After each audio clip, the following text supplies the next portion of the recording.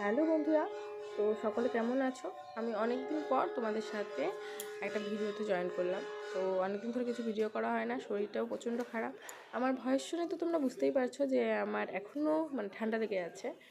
তো আমি যাই হোক একটা ইনডোরের ভিডিও করছি, ইনডোর প্ল্যান্টের। বেশি বাইরে যেতে পারি না রোদের মধ্যে, তো বাকি ছাদের ভিডিও কিছুই করা হচ্ছে না অনেক দিন ধরে। তো ভাবলাম ছোটো একটা ভিডিও ক্লিপ দিই।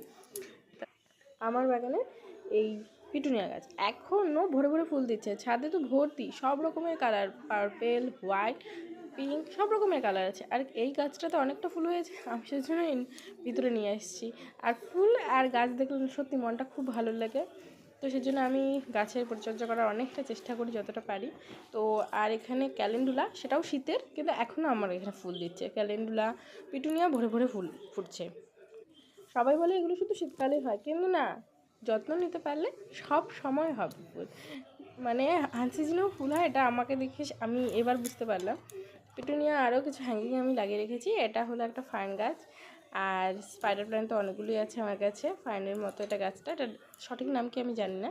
আর এটা আরেকটা গাছ বেগুনি পার্পল কালারের। তো কেমন লাগলো অবশ্যই জানাবে। কার কার বাড়ি পিটুনিয়া আছে জানাতে হবে।